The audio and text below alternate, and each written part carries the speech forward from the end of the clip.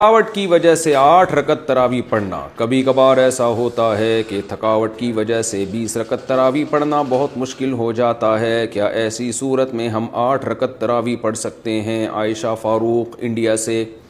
20 رکعت تراویح سنت مؤکدہ ہے، اور سنت مؤکدہ کا حکم یہ ہے کہ بلا وجہ اس کو چھوڑنا یہ قابل ملامت ہے. ایسا شخص اگر بہت زیادہ تھکاوٹ ہے، بہت کوئی مسئلہ ہے یا طبیعت خراب ہے تو پھر تراویح چھوڑی بھی جا سکتی ہے. بہتر یہ بالکل نہ چھوڑیں، کچھ نہ کچھ تو پڑھ لیں.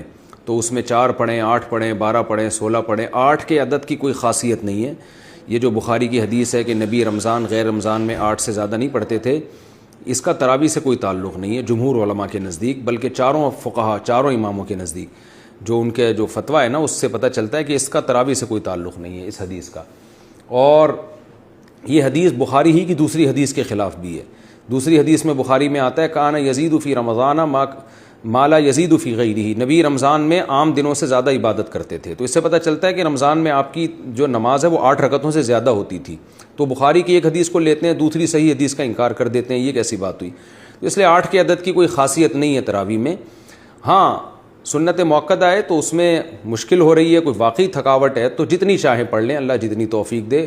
8 پڑھ لیں، 4 پڑھ لیں، 6 پڑھ لیں، 12 پڑھ لیں. جتنی زیادہ پڑھیں گے اتنا زیادہ ثواب ملے گا. لیکن نارملی 20 رکعت کا معمول بنانا چاہیے. اچھا، یہ 8 رکعت میں یہ بھی ہے کہ اگر تراویح آپ کے لیے کھڑے ہو کر پڑھنا مشکل ہو رہا ہے تو بیٹھ کے بھی پڑھی جا سکتی ہے. تھکاوٹ زیادہ ہے تو بیٹھ کے پڑھ لیں آپ، تو 20 پوری کر لیں لیکن بیٹھ کے کر لیں تو یہ بھی بہتر ہے.